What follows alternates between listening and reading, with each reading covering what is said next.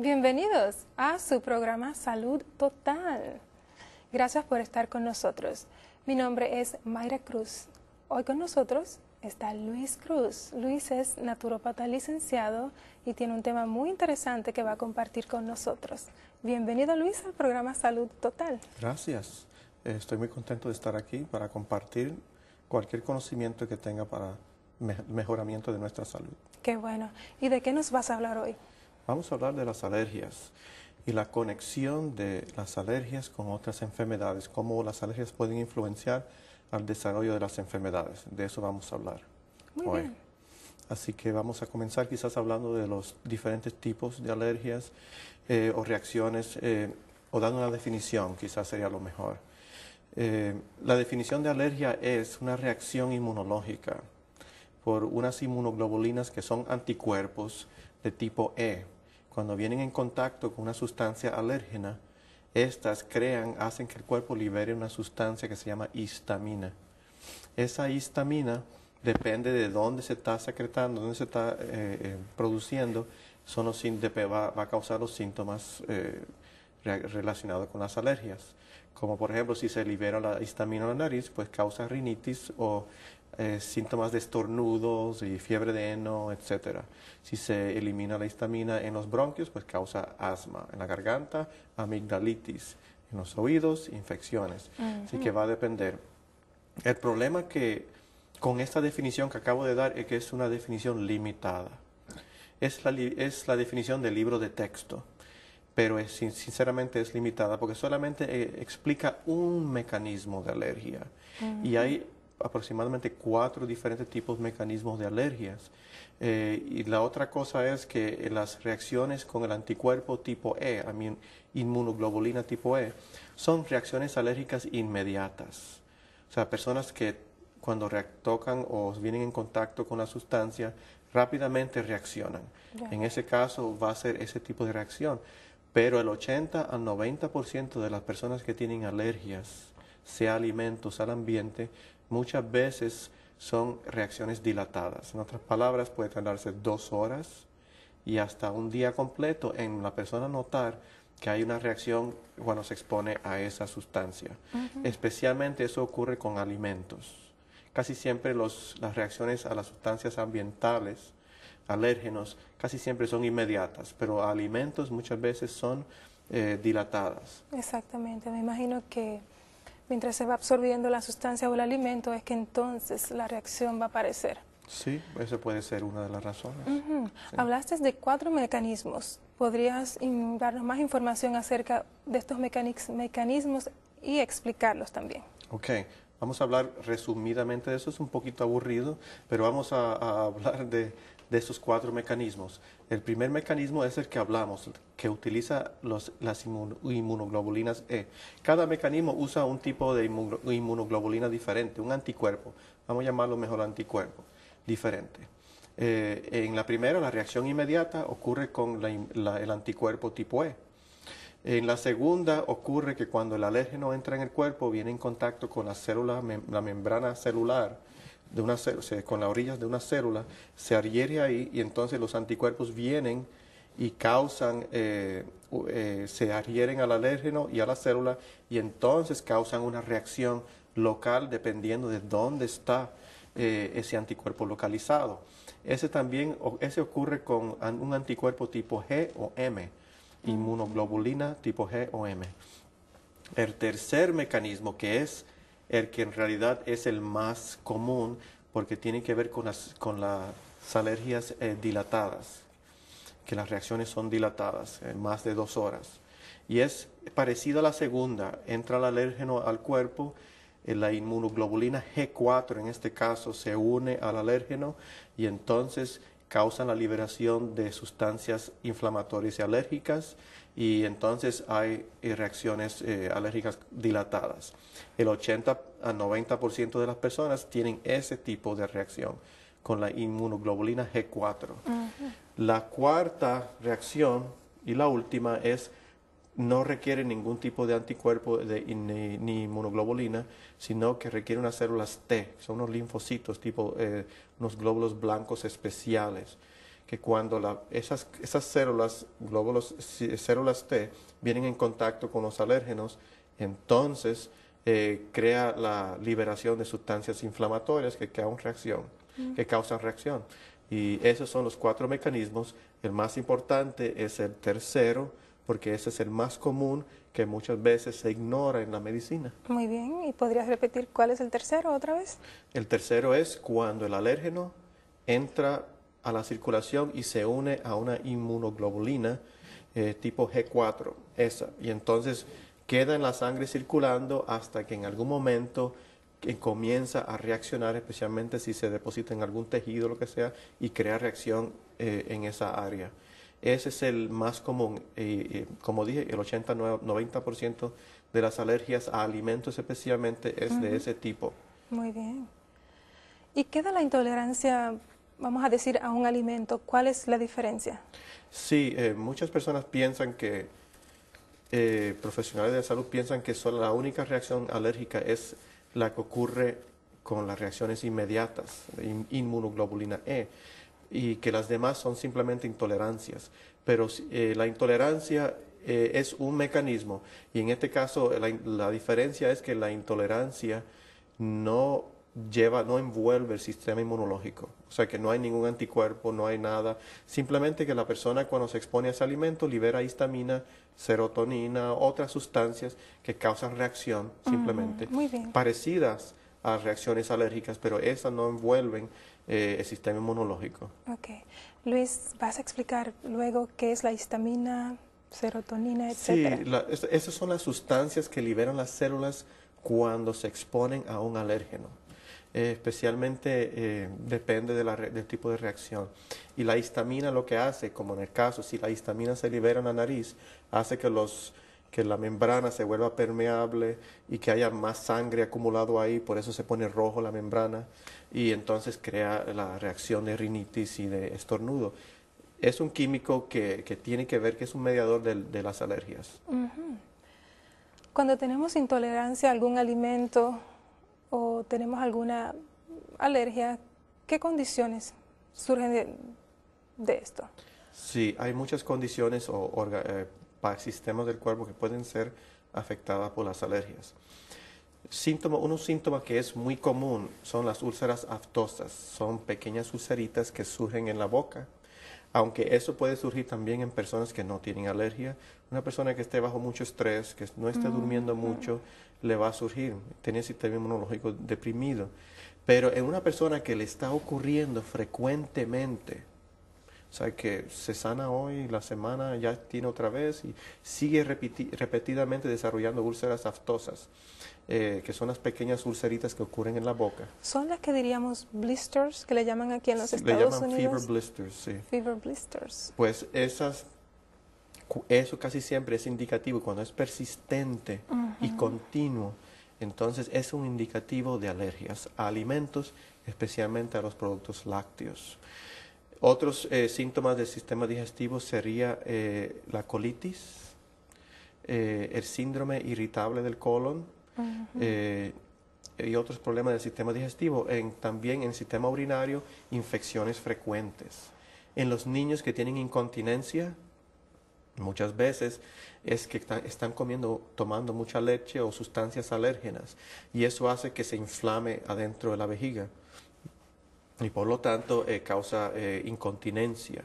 Infecciones de los oídos bien frecuentes, cuando persiste, si es uno que te dio, está bien, pero cuando ya persiste y es recurrente, entonces es señal de una alergia. También ocurren trastornos mentales, y de eso tengo una experiencia que contar muy interesante. Muy bien. Ansiedad, depresión, en los niños hiperactividad, puede ocurrir falta de concentración, convulsiones, síntomas que normalmente no se relacionan de ninguna manera con alergias y sí pueden causar alergias. Acuérdame de esa experiencia que quisiera contarla. Tiene que ver con un trastorno mental. Y básicamente también pues los síntomas comunes de alergia a las personas que tienen asma, dermatitis o eczema, bronquitis continua, personas que le dan sinusitis frecuente también puede ser causado por alergias. Muy bien. ¿Y hay algunos otros signos físicos, vamos a decir, por las que podemos decir que cierta persona tiene alergias? Indiscutiblemente. Y después de eso voy a decir la experiencia que mencioné. Okay. Las ojeras. Si no hay ninguna razón para la persona tener ojeras, o se está durmiendo bien y la mujer no está embarazada, etcétera, no hay ninguna razón para tener ojeras, pero se desarrollan unas ojeras bien oscuras debajo de los, por supuesto, debajo de los ojos. Pues entonces, ese es uno de los signos más comunes de una persona que tiene alergias. También se le hinchan debajo de los ojos, hay edema. Muy bien. Se le hinchan las glándulas, ¿ok? Y retención de agua. Personas que retienen agua no tienen problema en los riñones, no tienen problema de consumo de sal excesivo y se están hinchando, los pies se están hinchando, las manos se están hinchando. Eso es síntoma también alérgico. Las alergias hay un mecanismo por el cual ellos pueden causar retención de agua. La experiencia que quería contar es de una maestra que su mamá la trajo a mí porque había básicamente perdido la mente. Solamente ella te miraba, no hablaba, no decía nada, estaba espaciada completamente. Entonces, lo primero que se me ocurrió es hacerle una dieta de eliminación. Fue lo único que le hice. Una dieta de eliminación donde por 3 semanas le dije a la mamá que se le hizo una dieta de eliminación y después que le fuera añadiendo los alimentos después de 3 semanas, que fuera llevando un diario de las reacciones que esa persona iba a tener cuando comía ciertos alimentos. Después de las 3 semanas me trajo el diario de todos los alimentos que comía, las reacciones que tenía, y entonces en base a eso le quité ciertos alimentos que yo pensaba que eran sospechosos. Okay. Pues esa joven que era maestra de 25 años aproximadamente, después de eso sucedió como en julio, agosto, varios meses empezaba a mejorar y cuando la última vez que la vi fue en diciembre, ya me estaba pidiendo un papel para volver a trabajar. Y gracias a Dios. Lo único que se le hizo fue eliminar los alérgenos. Fantástico, esa experiencia es muy animadora. Sí. Muy bien. ¿Y las alergias son de origen permanente o pasajeras? Hay 2 tipos de alergias, cíclicos y fijas. Las cíclicas son las que básicamente el cuerpo adquiere, que desarrolla por alguna razón, quizás por el consumo o el abuso de un alimento en específico o por alguna otra razón. Estas no son permanentes y el 90% de las personas tienen ese tipo de alergia que no es permanente. O sea que esa persona puede eliminar un alimento por 40, 60 días, volverlo a introducir y puede ser que ya no tenga reacciones a ese alimento. Pero también existen las fijas, que parece que está basado en algún factor genético y esas no se eliminan nunca. La persona tiene que siempre evitar ese alimento o sustancia. También he escuchado, Luis, que algunas personas dicen que cuando los niños padecen de alergias no se les debe prestar mucha atención porque generalmente cuando crecen se les desaparecen. ¿Hay algo de cierto en este dicho? Hay algo de cierto y algo de falso. Primeramente, sí puede ser que un niño tenga asma y se le desaparezca el asma. Pero al crecer ya no padeció de asma, pero le comenzaron a desarrollar migrañas. Y por supuesto, estas son 2 enfermedades con nombres diferentes. Se cree que no hay ninguna interrelación, pero muchas veces la alergia que estaba causando el asma cuando joven se tranquilizó, pero al volverse más adulto se convirtió en una migraña. O sea que en la mayor parte de los casos lo que ocurre es que la alergia cambia de naturaleza. Hay algunos casos menores donde sí puede ser que desaparezca, pero casi siempre, en la mayor parte de las personas, en algún momento dado de su vida, va a volver o el mismo problema o vuelve la alergia en otra forma. Muy interesante. ¿Hay algunos métodos, exámenes que se utilicen para diagnosticar las alergias? Sí, el examen más común es el examen de la piel que lo hace un alergista. Ese examen de la piel básicamente hacen un rayacito en la piel y después le ponen un extracto de un alimento y si hay una reacción urticaria o alguna reacción en la piel, se considera que esa persona tiene reacción al alimento, a la sustancia. Ese método es muy acertado para problemas de alergias ambientales, pero no es acertado para alergias a alimentos. Y desafortunadamente muchos piensan que sí, y por esa razón algunos profesionales de salud rechazan la idea de que las alergias puedan estar relacionadas con otras enfermedades por el hecho de que usan métodos incorrectos para determinar si la persona tiene alergia. Le hacen un examen de la piel, sale negativo, no, mi doctor me dijo que yo no tenía alergias a alimentos, pero eso es incorrecto. Porque el examen de la piel es muy acertado en sustancias ambientales, alérgenos, el polen, el polvo, pero no alimentos. Por lo tanto, hay que usar otro método para determinar alergias a alimentos. Y ese otro método hay varios métodos, no sé si debemos de mencionar eso ahora. Sería importante porque me imagino que muchos televidentes que están sufriendo de problemas de alergia les sería muy beneficioso conocer los métodos. Ok. El método más sencillo es si puede conseguir un doctor que le haga un examen de la inmunoglobulina 4, G4, la G4, que mencionamos que es la más frecuente y la más como causante de alergias.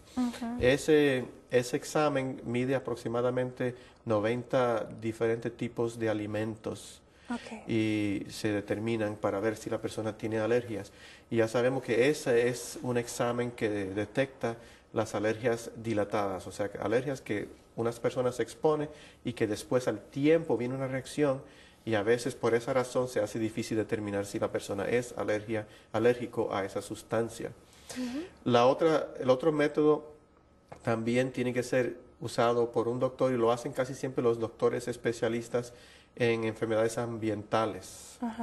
Y estos doctores lo que hacen es que el paciente tiene que estar con ellos, tiene que estar viniendo a la oficina continuamente porque se le da una solución del alérgeno, se le pone debajo de la boca. Un concentrado. Un extracto de la sustancia se pone debajo de la boca o una dosis provocativa, vamos a ver, esa es la dosis, ese es el término correcto. Y esa dosis provocativa se le da al niño y entonces se observa si el niño tiene reacciones. Si no tiene reacciones, entonces será otra dosis provocativa con otra sustancia.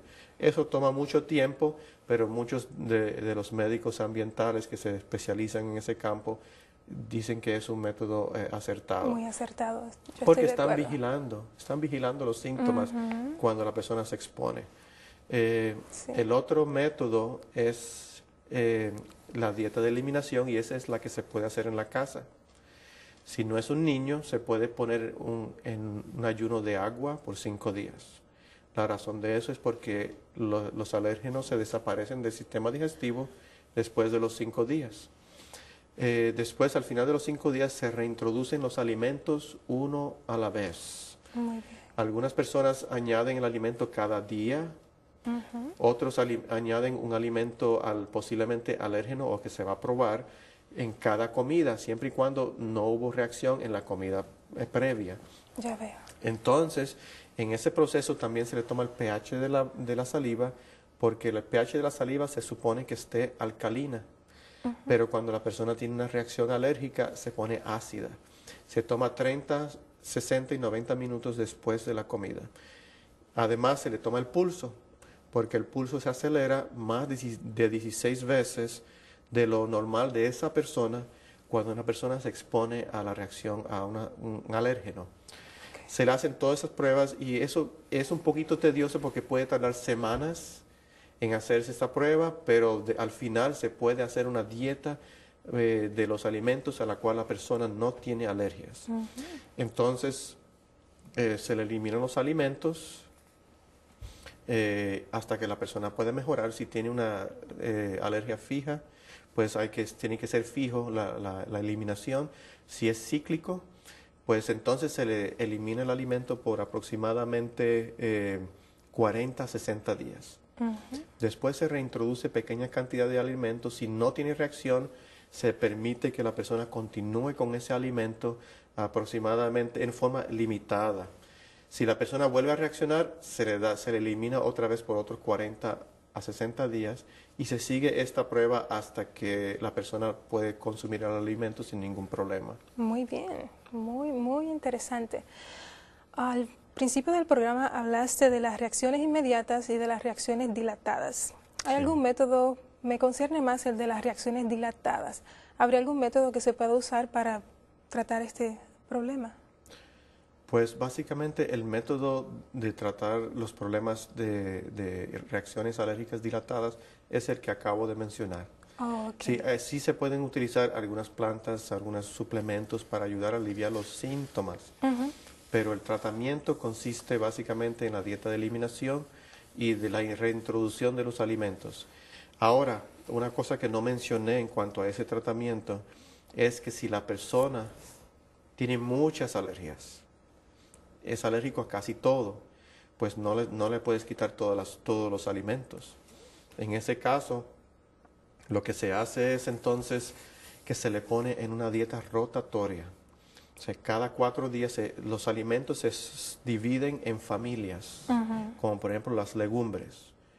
Las legumbres no son solamente los frijoles, el cacahuate o el maní es una legumbre. Y el cajuil también. Ok, el cajuil, la soya también es una legumbre. Por lo tanto, esa es una familia. Así que se separan porque las mismas familias diferentes, las familias de los alimentos van a tener antígenos o alérgenos comunes y muchas veces hay que controlarlo por familia. Se rota la dieta por familia cada 4 días. Así que al 4.º día vuelve la persona a consumir lo que comió el primer día y sí, eso es lo que le llamamos la dieta rotatoria. Muy bien. Sí, eso es lo que generalmente se hace con la persona que tiene alergias múltiples.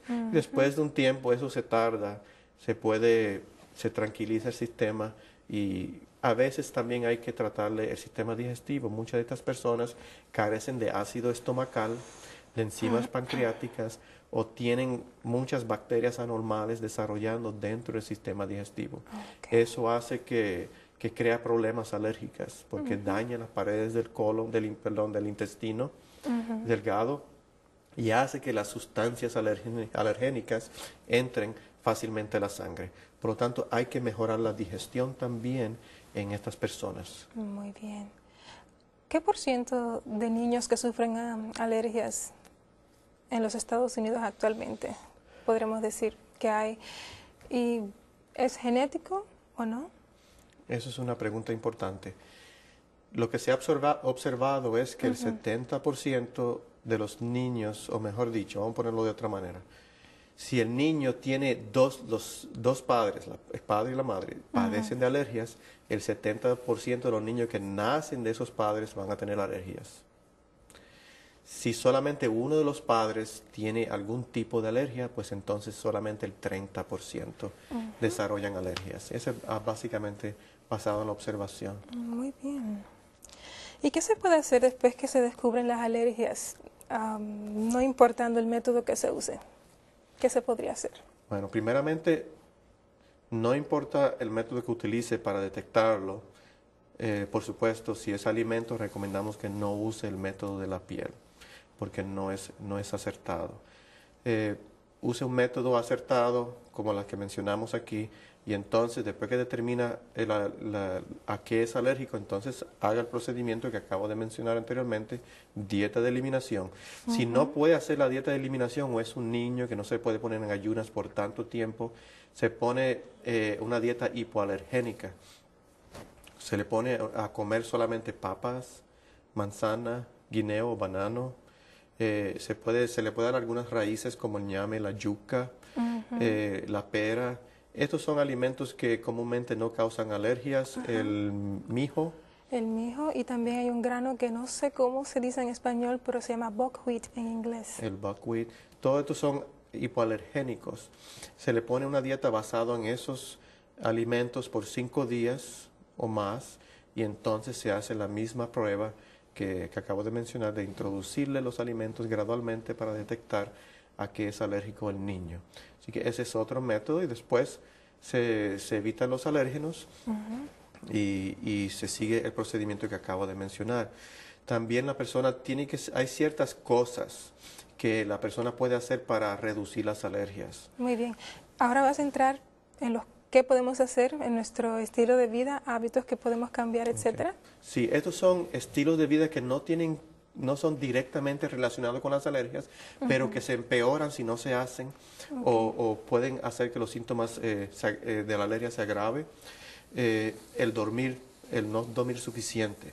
Personas que no duermen suficiente, los síntomas de alergia se le agravan y a veces desarrollan sinusitis y otros problemas. También la persona que consume lácteos, aunque no sea alérgico a los lácteos, que eso es algo raro, la mayor parte de las personas que tienen alergias son alérgicos a los lácteos. Sí. Evítelos, porque los lácteos van a estimular alergias a otras sustancias.